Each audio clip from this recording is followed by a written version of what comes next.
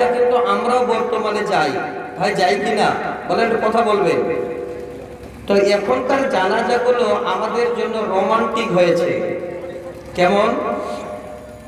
অনেকগুলো লোক আমরা মৃত ব্যক্তির জানাজা করব, কাফন দাফন দেব, তো আমাদের মধ্যে হাসি মজাক থেকে শুরু করে ওই ফিল্ডে এমনও আল্লাহর বান্দা আছে খৈনি বিড়ি পর্যন্ত খাওয়া ছাড়ে না। ঠিক না ভুল বলেছি বলেন?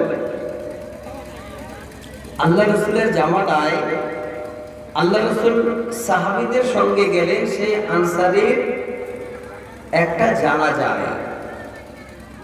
গিয়ে খবর আসলো যে এখনো সেই মৃত ব্যক্তির কবর পরিপূর্ণ হয়নি, কিছুটা কাজ বাকি আছে। আল্লাহ রসুল সাহাবীদের সামনে দাঁড়িয়ে আছে। ওই সময়ের মধ্যে আল্লাহ রসুলের ডান হাত এইভাবে মাথায় গেল, আস্তে আস্তে করে আল্লাহ রসুল বসে পড়লে। দেখেন, আমি একদম সহি হাদিস বলছি, আয়াতটাও আপনাদের শোনাবো যেহেতু আপনারা শুনতে এসেছেন। সাহাবীরা সবাই তাকাচ্ছে যে আল্লাহ রসুল তো এইভাবে কোনোদিন করেননি, আজকে আবার বসে গেলেন। আপনাদের আমাদের মধ্যে দেখবেন যদি কোনো একটা গভীর চিন্তা ভাবনা করি, আর যদি কোনো সময় বসে বসে ওই চিন্তা ভাবনাটা হয় হাতের আঙ্গুল কিংবা যদি হাতে আপনার লাঠি থাকে, তো বসে বসে মাটিতে ধুলোতে এইভাবে টানবেন আর কিন্তু চিন্তা করবে, অনেকে করে। তো আল্লাহ রাসূল সাহাবীদের সামনে মাথায় হাত দিয়ে বসলে সাহাবীরা সব অবাক, আল্লাহ রাসূল তো কোনোদিন করেননি। নবী আমার ওই সাহাবীদের সামনে বসে হাতে একটা ছোট্ট লাঠি নিয়ে ওই বালিগুলোতে ধুলোগুলোতে ভাবে করে দাগ দিচ্ছে, দাগ কাটছে। সাহাবীরা সর্ববাদ, আল্লাহর নবী এই রকমের দৃশ্যটি কোনোদিন আমাদের দেখান নাই। আজকে এখানে বসে বসে নবীজি কেন মাটিতে দাগ কাটছেন? এইভাবে সব সাহাবীরা নবীর দিকে যেন আকাঙ্ক্ষিত। আল্লাহর নবী চট করে বলছেন, ওরে আমার সাহাবীরা শোনো, সাহাবীরা রে, যদি আল্লাহর কোন মুমিন বান্দা মারা যায়, ওই মারা যাবার সময় তার দৃশ্যটা কেমন হয়, আমি নবী যেন তোমাদের সেই কথাটা জানাতে চাচ্ছি। নবীর সাহাবীরা যে যেই হালাতে যেই অবস্থায় ছিলেন যেন এমন করে ঠ হয়ে দাঁড়িয়ে গেলেন, কেউ নবীর পাশে বসে গেলেন। মাথায় যদি একটা পাখি এসে বসে যায়, ওই পাখি মাথায় বসে আবার উড়ে যাবে, তারপরও সাহাবীদের যেন এদিক ওদিক কোনো রকমের চোখ যায় না। নতুন দৃশ্য দেখছে আল্লাহ রাসূল স্বয়ং নিজেই দাগ কাটছেন মাটিতে। নবীজি বলেন, সাহাবীরা শোনো, যখন কোন মুমিন বান্দার মৃত্যু হয়, আল্লাহর কোন নেককার বান্দার যখন মৃত্যু হয়, ওই সময় আল্লাহর বেশ গুটি কয়েক ফেরেশতা জান্নাত থেকে সুন্দর রুমাল নিয়ে আর সুন্দর খুশবু নিয়ে ওই ব্যক্তির পাশে যেন তারা এক জায়গায় গোল মিটিং হয়ে বসে যায়। নবী বলেন, সাহাবীরা ওই সময় আল্লাহর ফেরেশতা মালিকুল মউত জীবন কবজ করার জন্য সেই মুমিন বান্দার কাছে যখন হাজির হয়, আর ওই মুমিন বান্দার জীবনটা এমন কবজ হয় যেমন কোন একটা মাটির কলসে পানি রাখা হয় কিংবা একটা চামড়ার মশকে পানি রাখা হয়, মুখটা খুলে দিয়ে কলসটাকে যদি কাত করে দেওয়া হয়, যেমন পানিগুলো পড়ে যাবে, কোনো রকমের কষ্ট হবে না, কোনো রকমের অসুবিধা হবে না। সাহাবীরারে কোন যদি এইরকমের আল্লাহর মুমিন বান্দার মৃত্যু হয়, তার রূহটা এমন করে বের হয়ে আসে যেমন মাটির কলস থেকে পানিগুলো বেরিয়ে যায়। সাহাবীরা শুনে অবাক। আমি আপনাদের গুছিয়ে নেওয়ার জন্য খালি প্রথম হাদিসটা বলছি। আশা করি এমন আগ্রহ জাগবে শুনতে, যদি যারা পরিমাণ আপনার ঈমান আজকে থাকে। নবীজি বলেন, সাহাবীরা ঠিক যখন সেই পবিত্র আত্মা মালিকুল মউত বের করে নাই, পাশে যেই ফেরেশতারা সুন্দর রুমাল নিয়ে আর খুশবু নিয়ে বসে থাকে, সরাসরি রূহটাকে ট্রান্সফার করে তাদের দিয়ে দেওয়া হয়। সেই পবিত্র রূহ, পবিত্র আত্মাটাকে আল্লাহর ফেরেশতারা এতই যেন খুশি, ওই রুমাল দিয়ে সুন্দর করে বেঁধে আতর দিয়ে খুশবু দিয়ে ওই আত্মাটাকে একের পরে এবার আল্লাহর আকাশের দিকে তারা নিয়ে যেতে আরম্ভ করে। যেতে যেতে যেতে যেতে ঠিক যখন প্রথম আকাশের কাছে পৌঁছে যায়, আকাশের ফেরেশতাকে আওয়াজ দিয়ে বলে, ও আকাশের ফেরেশতা, তুমি দরজা খোলো, আজকে আমরা এমন একটা পবিত্র আত্মা নিয়ে উঠতে শুরু করেছি।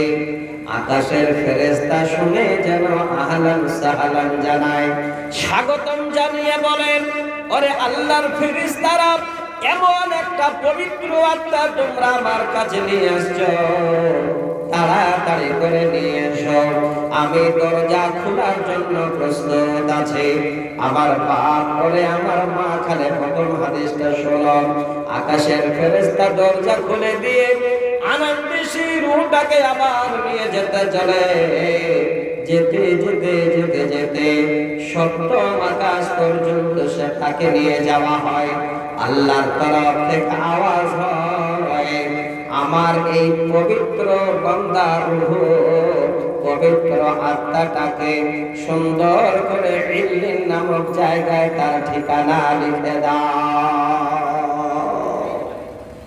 সাহাবীরা অবাক, কোনদিন তো এরকমের নবীর মুখে আলোচনা শুনিনি। নবীজি বসে বসে মাথায় হাত দিয়ে দাগ কেটে ভাবে আমাদের জানাবেন, আদৌ আমরা ধারণা করিনি। কিছুক্ষণ পরে বলেন, ওরে আমার সাহাবীরা রে, যখন কোনো একটা খারাপ মানুষের মৃত্যু হয়, খারাপ আত্মা যখন ফেরেশতা মালিকুল মউত আনতে যায়, শোনো রে সাহাবীরা, আল্লাহর একদল ফেরেশতা এই রকমের ভালো রুমাল নয়, খুশবু নয়, একটা চোট নিয়ে, যাকে আমরা ধোকরা বলি, এইভাবে একটা চোট নিয়ে তারা পাশে একদল ফেরেশতা বসে থাকে। আর মালিকুল মউত ওই খাবিস বান্দার আত্মাকে যেন কবজ করার জন্য পৌঁছে যায়। ঠিক যখনই মালিকুল মউত বান্দার কাছে পৌঁছে যায়, তখন বান্দার আত্মা এবার মালিকুল মউতকে দেখে পালাবার জন্য ছটফট করে। আচ্ছা বলেন, পালাতে পারবে? ভাই পারবে? একটু খালে শুনে আমি যে জায়গাটা আপনাদের দিতে চাই, এত পালার জন্য ছটফট করবে, সেই খাবিস আত্মা যেন বের হতে চাইবে না, পালাবার জন্য চারিদিকে আবার ছুটবে। কিন্তু উপায় নাই, ওই মালিকুল মউতের হাতে তাকে অবশ্যই ধরা পড়তে হবে। তবে সহজে ধরা পড়বে না। দেখেন সেই আত্মা বের করার জন্য কত বড় কষ্ট হয়। আল্লাহ নবী বলেন, সাহাবীরা শোনো ভালো করে, এই রকমের একটা খাবিস আত্মাকে যখন বের করা হয়, যেমন একটা লোহার শিককে যদি গরম করানো হয় আর লাল টকটক করে এক মুঠা চুলের ভিতরে যদি শিকটাকে ঢুকিয়ে দেওয়া হয়, সেই চুলগুলো যদি ভেজা হয়, ওই লোহার শিকে গরমে যেন চুলগুলো এসে ধরবে, মুকুড়ে মুকুড়ে হয়ে ধরে যাবে। সেই লোহার শিকে চুলগুলো ছাড়তে চাইবে না। ওরে আমার ফেরেশতা, ওরে আমার সাহাবীরা, শোনো ভালো করে, আল্লাহর হাফেজ বান্দারা আত্মা বের করার সময় যতই ছটফট করুক না কেন, এইভাবে করে ধরে টেনে হিচড়ে যেন বের করা হয়। বের হতে চায় না, কিন্তু টেনে বের করা হয়, কষ্ট দিয়ে বের করা হয়। যখন সেই খাবিস আত্মা বেরিয়ে আসে, এবার ওই কোটি কয়েক ফেরেশতা তারা যে বসেছিল, তাদের অনীহা যেন ফেরেশতার ওই রকমের দৃশ্য দেখে, তাই ওই খাবিস আত্মাকে নিতে চায় না।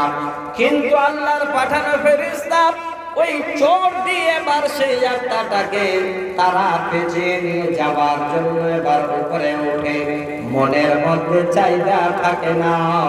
এইভাবে নিয়ে যেতে যেতে যেতে যেতে আকাশের কাছে যখনই পৌঁছে যায়, আওয়াজ দিয়ে বলে, ওরে আকাশের ফেরেশতা, দরজা খোলো, আমরা একটা খাবিস আত্মাকে নিয়ে তোমার আকাশে ওঠার জন্য প্রস্তুত।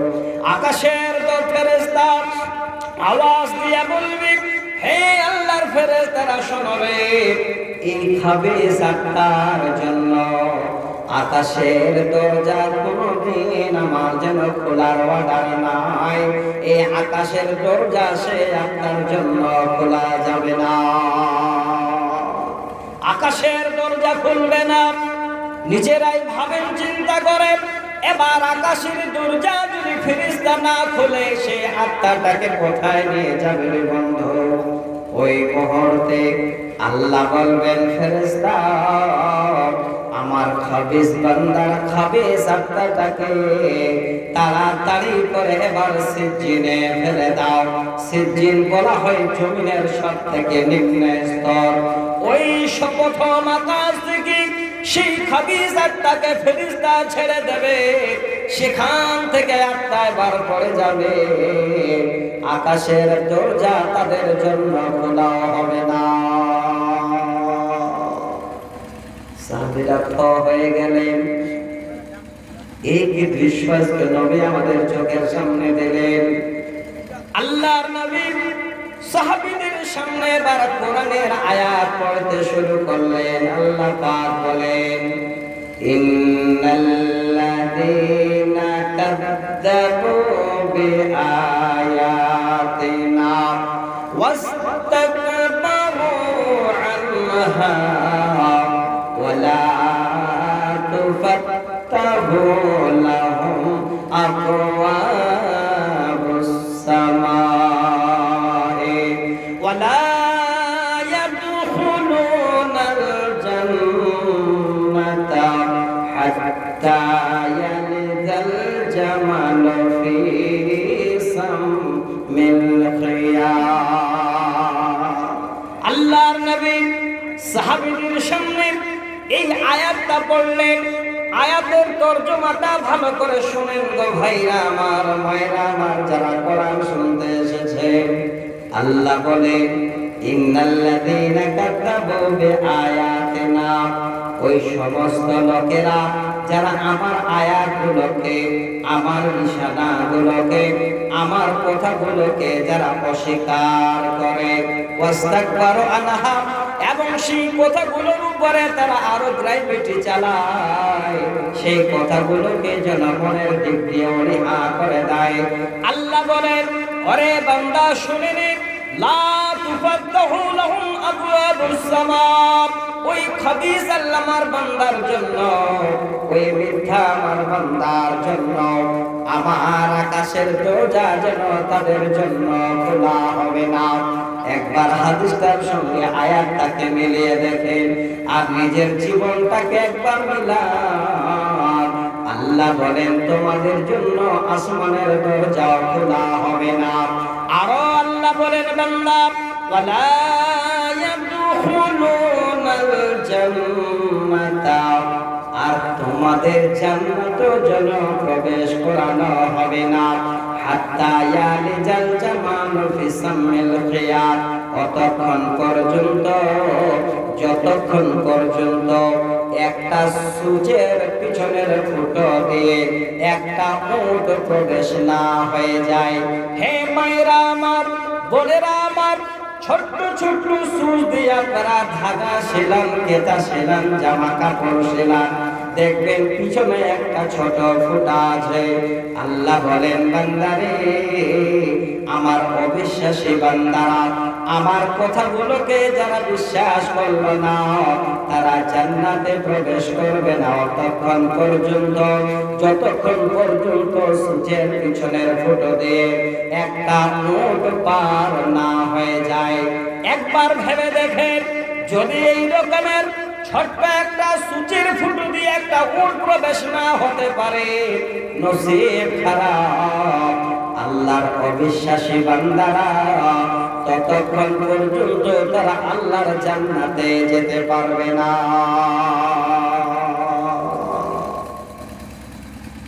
কেন শোনালাম? উদ্দেশ্যটা কি? আমরা কি কোরআন হাদিস শুনিনি? এত শুনেছি, আমাদের আর জায়গা নেই, একদম ভরে গেছে মুখ পর্যন্ত। কোরআন হাদিস শুনে যে জায়গা দেব, জায়গা নেই।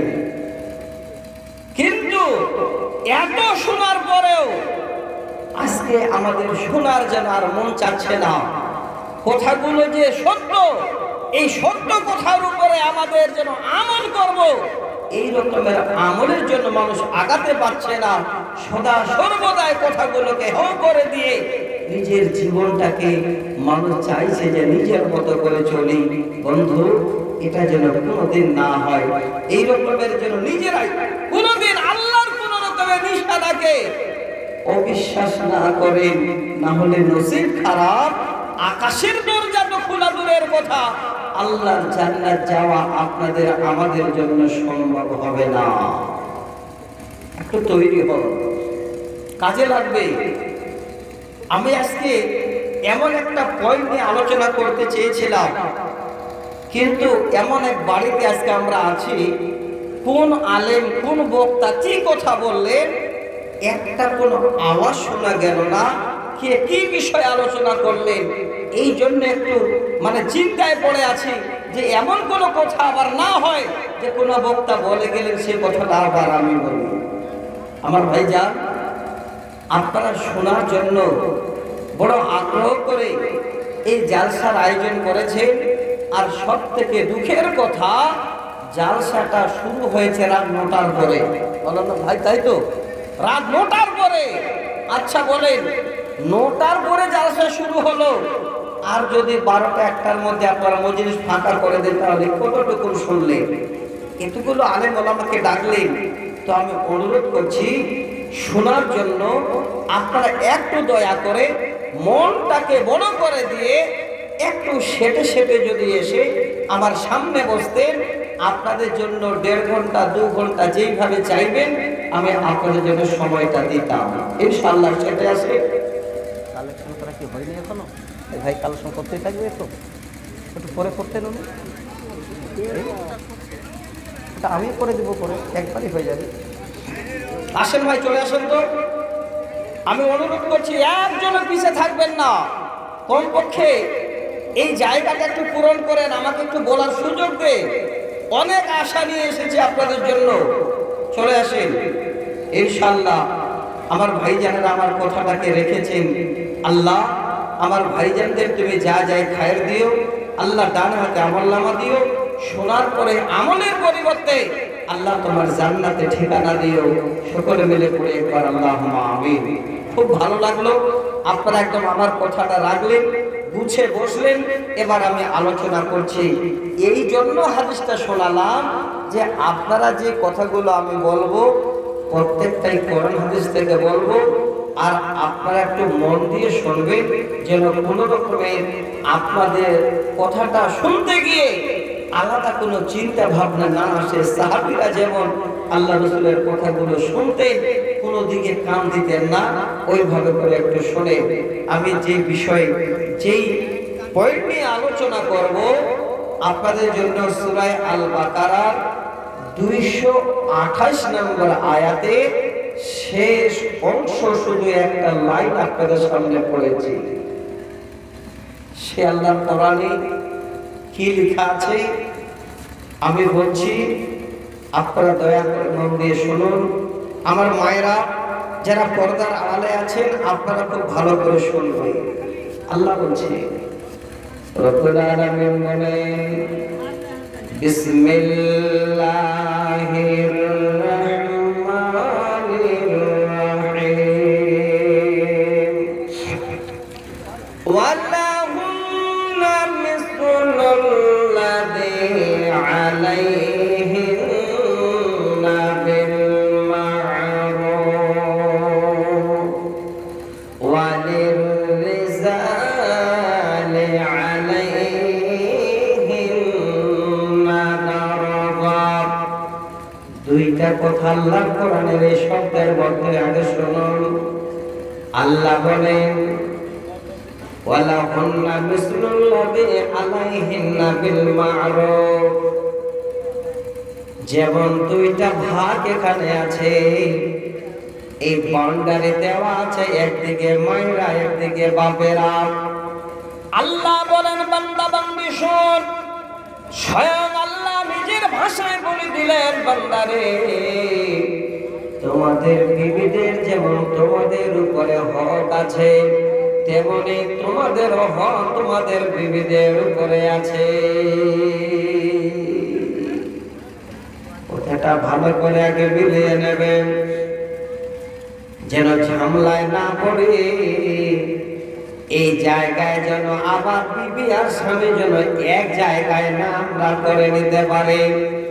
আল্লাহ বলেন, বান্দা বান্দি, পৃথিবীর বুকে বিবির উপরে স্বামীর যেমন অধিকার আছে, স্বামীর উপরে বিবির তেমন অধিকার আছে। এটা হলো প্রথম বাক্য আল্লাহর। তারপরে বলছেন, ওরে আমার বান্দা শোনো রে, ওয়ালিররিজালি আলাইহিন্না দারাজাত। আর সদা সর্বদা আমি আল্লাহ এটাও যেন তোমাদের জানিয়ে দিলাম, আমার বান্দিরা যেন এটা কোনোদিন না বলে দুইজনের সমান অধিকার। আল্লাহ বলে দিলেন, হে পৃথিবীর বান্দিরা, তোমাদের থেকে আমার বান্দাদের একটু মর্যাদাটা সম্মানটা আমি আল্লাহ তোমাদের থেকে একটু আপার লেভেলে তাদের করে দিলাম। প্রথমে বললেন স্বামীর জন্য স্ত্রীর যেমন হোক, স্ত্রীর জন্য তেমন স্বামীর হোক। তারপরে আল্লাহ বলছেন, ওয়ালিররিজালি আলাইহিন্না দারাজাত। পুরুষের মর্তবা সম্মান মেয়েদের থেকে আল্লাহ একটু আরো বাড়িয়ে দিলেন বেশি। দুটো কথা হলো, কিন্তু খুব ভালো করে শুনে রাখবেন, পরে আবার চিন্তায় পড়িয়েন না। আমার মায়েরা, আপনারা বাড়িতে গিয়ে আবার ঝগড়া করিয়েন না যে মৌলভী সাহেব তো বলে দিল কোরআনের দলিল দিয়ে তোমার আর আমার সমান অধিকার, অর্থাৎ আমার জন্য তুমি, তোমার জন্য আমি, এই মনে করে এবার এটা যেন না করে মায়েরা, যে আজকে আমি রুটি পাকাবো তো কালকে তুমি রুটি পাকাও নাকি, এটা যেন না হয়। এই জন্য আল্লাহ বলে দিলেন, ওয়ালিররিজালি আলাইহিন্না দারাজাত। পুরুষের মর্তবা, পুরুষের সম্মান মেয়েদের থেকে আরো অনেক অনেক আপার লেভেলে। এই জায়গাটাতে কি বোঝা গেল? কি হলো গো মাইকমেল, একটু আস্তে করে দেন, তাও হবে। এতগুলো মাইক দিয়েছেন, কাজ কিছু যে হচ্ছে মনে হয় না, দেখেন হ হ করছে। আওয়াজটা একটু টনটন করে দেন, আস্তে বলি, ভালো লাগবে। এই জায়গাটাতে কি বোঝা গেল? সব সময়ের জন্য আমার মা জননী আপনাদের থেকে পুরুষেরা আপনাদের ঊর্ধ্বে থাকবে, নিচে নয়। অর্থাৎ যে কোনো কাজে পুরুষেরা আপনাদের থেকে আগে বেড়ে থাকবে। কোনো বাড়িতে, কোনো সংসারে, কোনো জায়গায় যদি পুরুষের উপরে মহিলারা, আমার মায়েরা দাঁতাগিরি করতে চায়, জেনে রাখবেন ওই বাড়িতে, ওই ঘরে, ওই পরিবারে আল্লাহর বরকত আসবে না। বেশ, আয়াতটা বলে রেখে দিলাম। এবার একটা হাদিস পড়েছিলাম, এই হাদিসটাকে এবার আপনাদের সামনে আমি শোনাচ্ছি, মন দিয়ে শুনবে। আল্লাহ রাসূলের সাহাবী হযরত সাওবান রাদিয়াল্লাহু তাআলা আনহু তিনি আল্লাহ রাসূলের কাছে প্রশ্ন করলেন। কিসের প্রশ্ন? দেখেন, মাইকটা আবার আলাদা রূপ নিল। নবীর কাছে প্রশ্ন করলেন, ইয়া রাসূলুল্লাহ, লাউ আলিমনা আইয়ুল মালি খায়রুন। এটা তো আরো জালসা করা যাবে না বন্ধু? মাইকটা কি শুরু করলেন আপনি?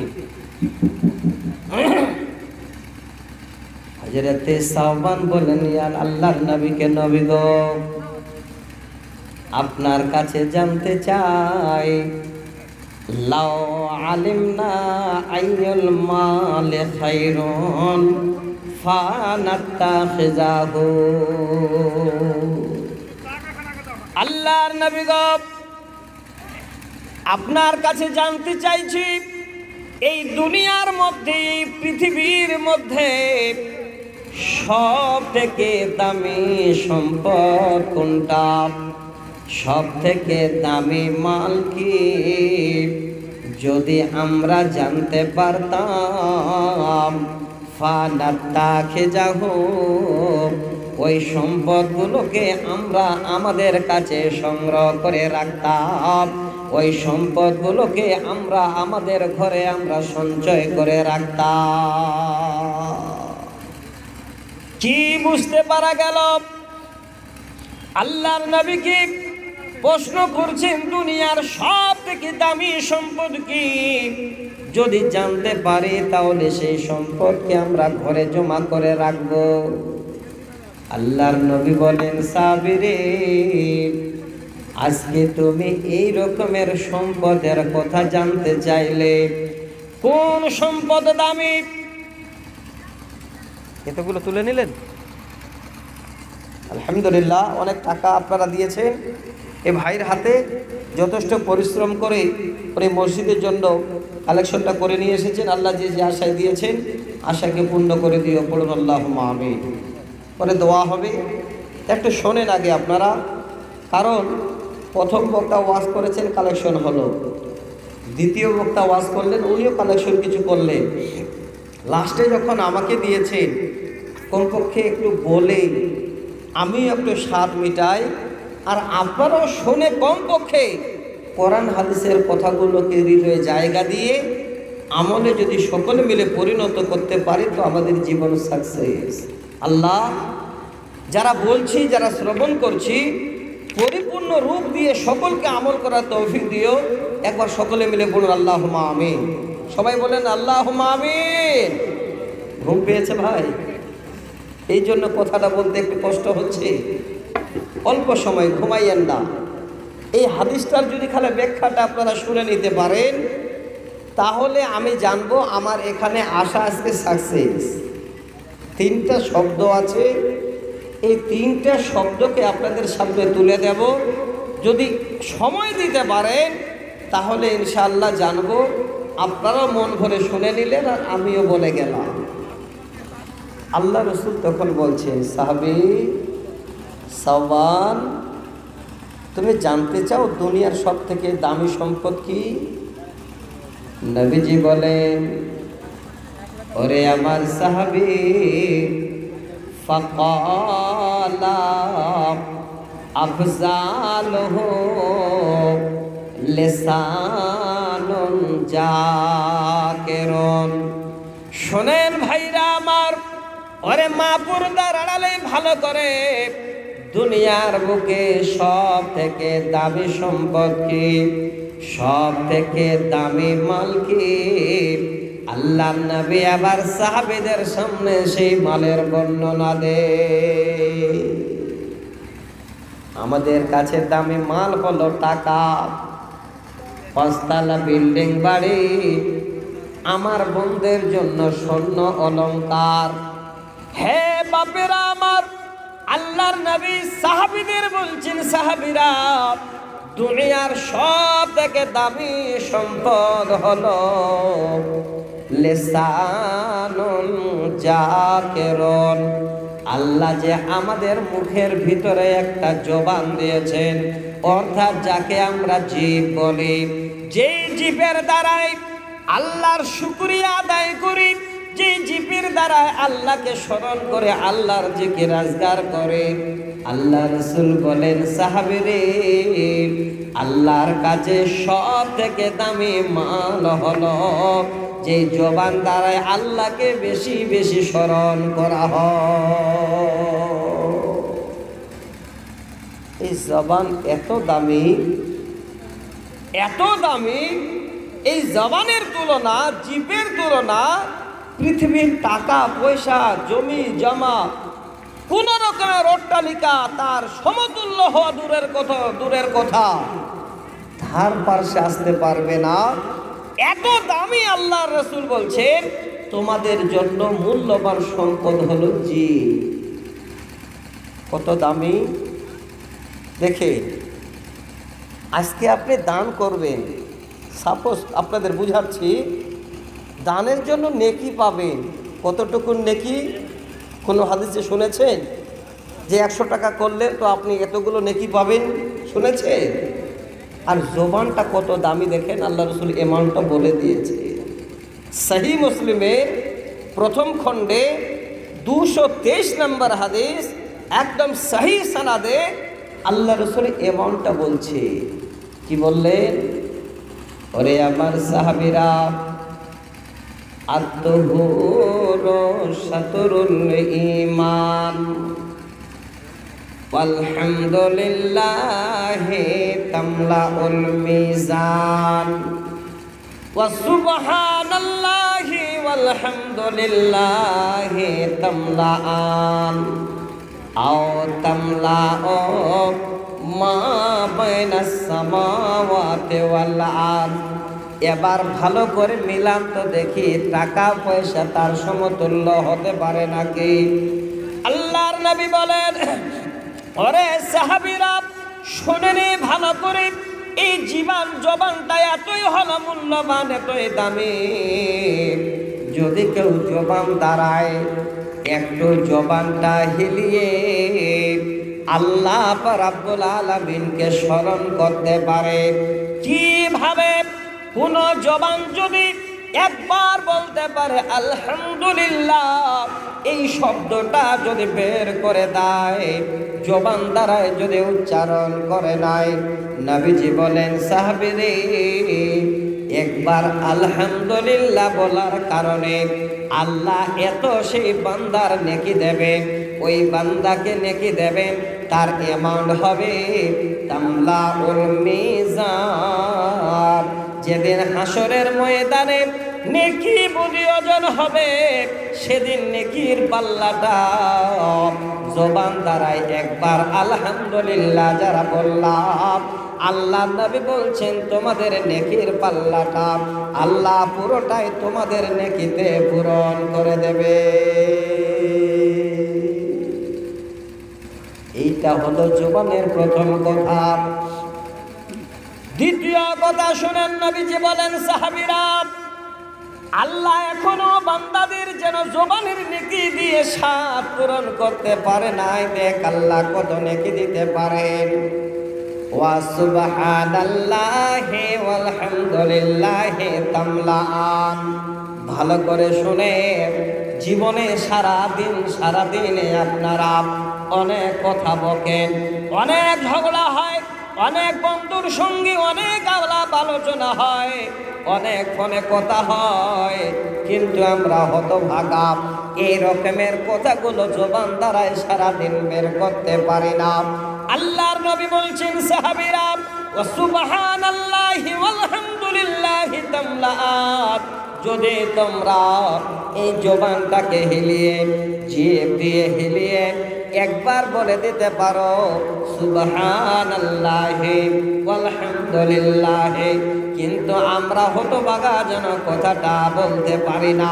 নবীজি বলেন, যদি এই দুটো শব্দকে বলে দেয় আও তামলান, আও তামলান, আল্লাহ রাসূল যেন এই দুটো কথাকে বারবার বলে দিচ্ছেন, শোনো রে, মা বাইনাস সামাওয়াতি ওয়াল আরদ, এই শব্দ দুটো বলার কারণে আল্লাহ বান্দাদের এত নেকি দেবে, এত নেকি দেবে। আকাশ এবং জমিনের মাঝে যে ফাঁকা আছে, এই ফাঁকা সমতুল্য আল্লাহ বান্দার জবানের মাধ্যমে নেকিতে পূরণ করে দেবে। কত দামি, কত মূল্য। আমার মা বোনদের তরফ থেকে 45 টাকা এসেছে। আমার মা একটু অপেক্ষা করেন, জবানটা তো আল্লাহ আপনাদেরও দিয়েছে, এই জবান দিয়ে আমরা কত রকমের কথা বলি। আল্লাহর কসম করে বলছি, মিথ্যা নয়। 4 দিন আগে এক জালসায় সহিহ বুখারীর 2য় খণ্ডের কেতাবুন নিকা নামে একটা অধ্যায় আছে, সেই বাপের একটা হাদিস আমি উল্লেখ করছিলাম, হাদিস নাম্বার 769। ওই হাদিসে একটা শব্দ এসেছে, ওই শব্দটা বলতে গিয়ে আমি বক্তব্যটা রাখলাম, আর মা বোনদের বললাম, মা বোনেরা এই কথাটা কিন্তু আপনারা বলেন, আসলেই বলে। আপনাদের দেশে বলে কি বলে না? এই দেশে যদি কোনো মা কোনো বেটিকে কোনো কথা বলে, বেটি যদি কথা না ধরে, বেটি যদি একটু বেশি উত্তেজিত হয়, বেটি এবার মা বাধা দিচ্ছে, রতুয়া যেতে হবে না, বেটি বলছে না আমি যাবই, তখন মা তখন গালি দিচ্ছে বেটিকে, দূর রান্ডি বেটি, রান্ডি যাবি যা। ভাই বলে না, বলে না? এই গালিটা কিন্তু আপনার মধ্যে আছে না নাই? অস্বীকার করবেন? 12 বছর খেয়েছি আমি, সব শুনেছি। আমার মায়ের এই গালিটাই দেয়। আমি বলবো, মা ভুল করেও এই জবান দ্বারায় কোনোদিন এই রকমের কোনো মেয়েকে, কোনো বাচ্চাও যদি হয় অবুঝ, তার সামনেও কিন্তু গালি দিয়েন না। জবানটা এত দামি, যদি দাম এই কথাটা বের করেছেন, জেনে রাখেন ওই বাচ্চাটাকে আপনি কথাটা জানিয়ে দিয়েছেন। বক্তব্য রেখে এসে কালে ঘরে ঢুকলাম, আল্লাহর কসম বলছি আমি নিজেই অবাক, যে ঘরটাতে আমাদের শুইতে দিয়েছেন, বসতে দিয়েছেন, 4 বছরের ছোট্ট একটা বাচ্চা মেয়েকে ওখানে ঘুমাতে দিয়েছে। এবার দাদি তুলতে গেছে বাচ্চাটাকে, বাচ্চাটা উঠবে না, তো বলছে বুবু আয় আমরা অন্য ঘরে যাব, তুই এখানে ঘুমাইস না, মৌলানারা ঘুমাবে, এই ভাষাটাই বলছে। ওই ছোট্ট বাচ্চাটা বলছে ধুর রান্ডি, ওর বুবুকে বলছে। আমি নিজে শুনে অবাক। তার মানে ওই বাচ্চারা কোথায় শিখলো বলেন? মার পেটে শিখেছিল না, ওই বড় জনেরাই কথাটা আগে বের করেছে ওই বাচ্চাটার সামনে। এই জন্য বাচ্চাটা শিখেছে। আমার মা জননী জবানটা এমন একটা দামি সম্পদ, যে তাই বলবেন। আর যদি কোনো কচি বাচ্চার সামনে বলে দিয়েছেন, ওই বাচ্চাটা কোনোদিন ওই কথাটা আর ভুলবে না। কিন্তু আজকে আমরা আমাদের বাচ্চাগুলোকে কিছু কিছু মা বাবা নিজেরাই আমরা তাদের ভবিষ্যৎ খারাপ করে দিচ্ছি। কি দিয়ে? এই জবান দিয়ে। আমি আপনাদের বিস্তারিত জানাতে চেয়েছিলাম, ভয় পাচ্ছি যে আপনারা হয়তো কথাটা নিতে গিয়ে কষ্ট পাবেন, নাকি উঠতে শুরু করবেন। আগে একটা হাদিসের হাওয়ালা দিই, তাহলে বুঝতে পারবেন। আমার মায়েরা যারা বসে আছেন ভালো করে শুনবেন, এই জবানটা কত দামি। যদি ঠিক মতো ব্যবহার না করেন, এই জবান আপনাকে জাহান্নামে নিয়ে যাবে, এই জবান আবার আপনাদের জান্নাতে ঠিকানা বানিয়ে দেবে। হাদিসটা শুনে وعن أبي هريرة رضي الله تعالى عنه قال قال جاء رجل إلى رسول الله صلى الله عليه وسلم إن فلانة تذكر من كثرة صلاتها وصيامها وصدقاتها غير أنها توجي جيرانها وبلسانها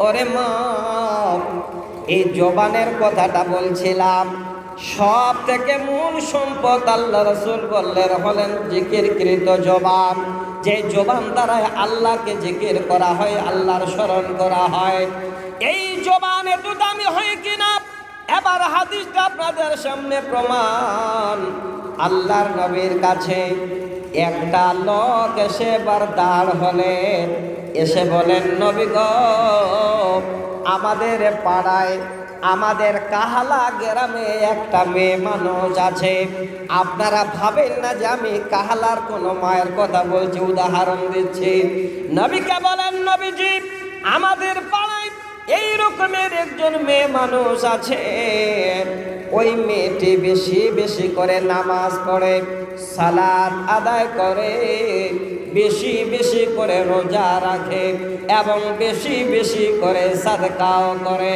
নবী গো ওই মেয়েটার এই গুণগুলো সবই ভালো কিন্তু একটা জায়গায় এত বড় খারাপই আছে সেই জায়গাটা হলো ওই মেয়েটার জবানটা এতই কষ্টদায়ক কথা বলে তো মানুষের সঙ্গে ভালো কথা বলে না আল্লাহর নবী গো ওই মেয়েটির জবান শুনে ওই মেয়েটির কথা শুনে আমরা পাড়া প্রতিবেশীর মানুষেরা আমাদের গ্রামের মেয়েরা আমরা সবাই যেন তার উপরে নারাজ তার কথায় আমরা কোনোদিন কেউ যেন শান্তি থাকতে পারি না আল্লাহর নবী সঙ্গে সঙ্গে এবার বলে দিলেন কালা হিয়া ফিন্নার এই মেয়েটার ঠিকানা হলো আল্লাহর জাহান্নাম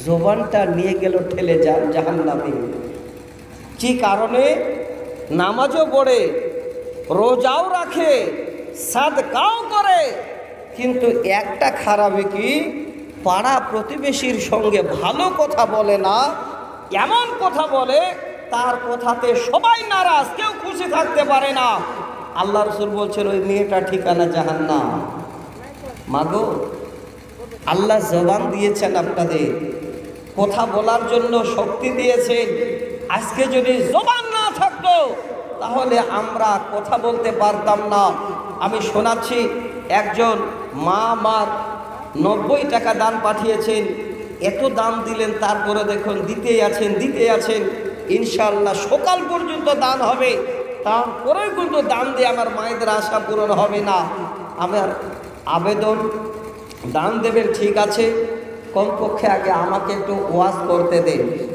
এই বাপের হাতে যেমন দিচ্ছেন এনে দিয়ে যান আমি ছোট্ট করে নামটা বলে দেব বা আপনার দানের অ্যামাউন্টটা বলে দেব পরে আপনাকে আমি দোয়া দেব মুসাফিরের দোয়া আল্লাহর কাছে কবুল হয় আমি মুসাফির অনেক দূর থেকে এসেছি ইনশাআল্লাহ আবার অনেক দূরে প্রোগ্রাম মুসাফির হালাতে আছি দোয়া করব তবে আগে একটু বক্তব্য শুনে চান্দা তো দিবেন আপনারা জমা করেন একসঙ্গে আমি দোয়া করব আল্লাহ রাসূল কি ফয়সালা দিলেন ওই মেয়েটা হলো জাহান্নামী লোকটা দাঁড়িয়ে গেলে আবার বলেন নবী গো ইন্না ফুলানাতা তুসকারু মিন কিল্লাতি সালাতিহা ওয়া সিয়ামিহা ওগো আল্লাহর নবী আমাদের পাড়ায় আরো একটা মেয়ে মানুষ আছে ওই মেয়েটা বেশি বেশি নামাজ পড়তে পারে না শুধু ফরজ নামাজ পড়ে আর সুন্নাতে মুআক্কাদা তাড়াহুড়া করে পড়ে নিজের কাজে চলে যায় নফল সালাত আদায় করতে পারে না বেশি রোজাও করতে পারে না, শুধু ফরজ রোজা 1 মাস করে।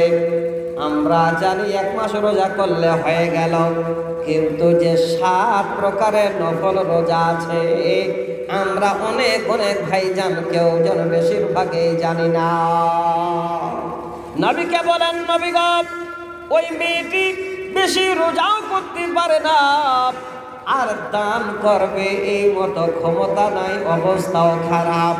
ওই মেয়েটার দানের অ্যামাউন্ট হলো মিনাল আকিতে পনিরের সমান। দেখবেন মিষ্টির দোকানে পনির পাওয়া যায়, ছোট ছোট ছোট ছোট করে কেটে রেখে দেয়। আল্লাহ রাসূল ওই পনিরের সমতুল্য করলে, যার উদ্দেশ্য হলো ওই মেয়েটি বরাবর দান করতে পারে না, হালকা দান করে, দানের অ্যামাউন্টটা হলো পনিরের মতো, মানে অল্প। কিন্তু নবীজি ওই মেয়েটার জবানটা এতই মিষ্টি, এতই মধুর, তার কথাতে, তার জবানে আমরা পাড়া প্রতিবেশীর মানুষেরা সবাই খুশ। কোনদিন কেউ যেন তার জবান শুনে আমরা নারাজ হই নাই। এমন মিষ্টি কথা, এমন সুন্দর কথা, ওর কথায় আমরা সবাই তার উপরে রাজি আছি। আল্লাহ রাসূল শুনে বলেন, ক্বালা হিয়া ফিল জান্নাহ, এই মেয়েটার ঠিকানা হলো আল্লাহর জান্নাত। আমার বাপ, দুনিয়াতে দামি সম্পদ আল্লাহ রাসূল হাদিসে উল্লেখ করলেন 1 নম্বরে জবান। আরো উদাহরণ দিলে ভালো লাগতো, যাচ্ছে না, দুটো শব্দ যে আরো আছে আপনাদের আগিয়ে নিয়ে যায়। নবীজি বলেন, ওরে সাওবান, আর একটা দামি সম্পদ যার তুলনা বাড়ি গাড়ি মালধন কিছুই হতে পারে না, সেই সম্পদ হলো ওয়া কলবুন শাকিরুন, শুকরকৃত হৃদয়। ওরে ভাই, আল্লাহ আমাদের অন্তর দিয়েছেন, হৃদয় দিয়েছেন। আমি আপনাদের কি দিয়ে বুঝাবো? আগে আপনাদের বলি, আপনারা চোখের সামনে দেখছেন কোন এমন আল্লাহর বান্দা আছে দিনে 1000, 2000, 5000, 50,000, 1 লাখ টাকা পর্যন্ত কামাই করে। আপনি মনে মনে ভাবছেন আমিও যদি করতাম বড়লোক হয়ে যেতাম। আমি বলবো না, না রে ভাই, বড়লোক হতে যাবেন না।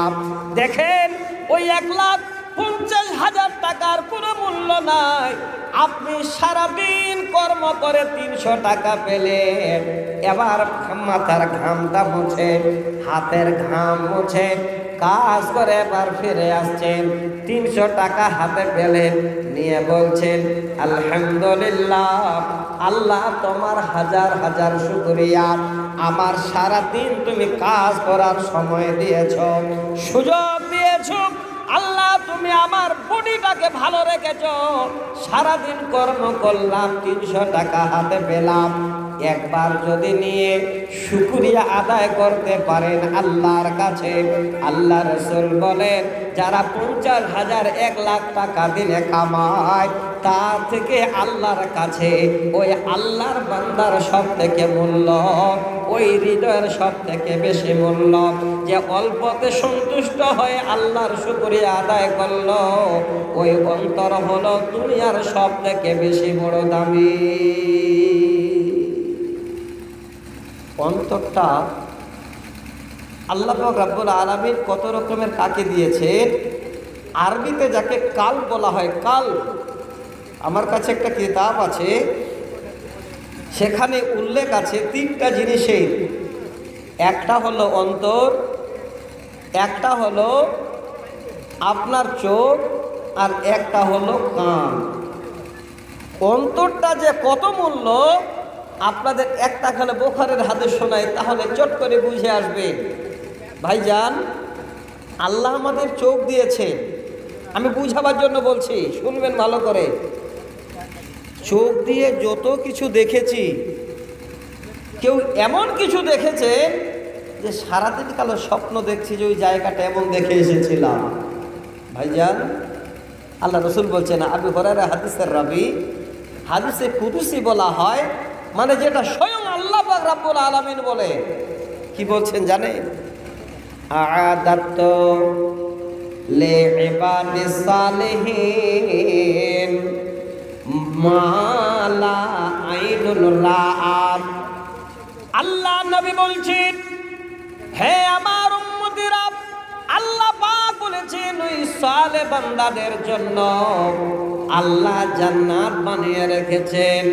তবে জান্নাতটা কেমন হবে আজ পর্যন্ত কোনো চোখ যেন দেখে নাই, অথচ দুনিয়াতে অনেক কিছু চোখ দিয়ে দেখা হয়ে গেছে। ওয়ালা উজুনুন সামিয়াত, কোন কন্নু শুনিনি আল্লাহর জান্নাত কেমন হবে, অথচ রাজাধিরাজের কাহিনী শোনা হয়ে গেছে। যে জায়গাটা আমার বলার সেটা হলো অন্তর। আল্লাহ নবী বলছেন, ওয়ালা খাতারা আলা কালবি বাশার, অথচ হৃদয়ে আমরা অনেক অনেক কল্পনা করেছি। 5 তলা বাড়ি করব, 2 তলা বাড়ি করব, কাহালা ছেড়ে গিয়ে রতুয়াতে জায়গা কিনব, গাড়ি করব। দেখেন অন্তরে আমাদের যেন জাগানো হয়ে গেছে।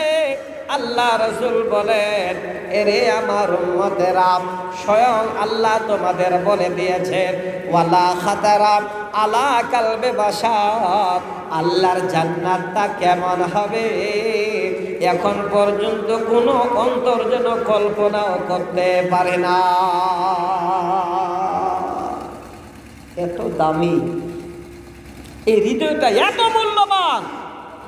আমার মা, উদাহরণটা একটু আপনাদের যে ভালো লাগবে, অনেক ভাইজান আছে সকাল হবে আর সাইকেল নিয়ে যদি রতুয়ায় রাজমিস্ত্রি কাজ করতে না যান, তাহলে সারাদিনে বাড়িতে হয়তো তরি তরকারি থেকে শুরু করে খাবার জুটবে না। আছে না নাই এমন পরিবার? অনেক আছে। আমার মা, আমি আপনাদের শোনাচ্ছি গো, ভালো করে শুনে। সকাল হলো, আপনার মতো বিবির দিকে স্বামীটা তাকালো, বাচ্চার দিকে তাকালো। সকালবেলা এবার সাইকেল নিয়ে যাচ্ছে রাজমিস্ত্রির জোগাড়ি দেওয়ার জন্য রতুয়ায়। সারাদিন কর্মের পরে একজন জোগাড়ির বেতন 300, 350, 400 টাকার বেশি নয়, মনে হয় বেশিরভাগ 300 টাকায় হয়।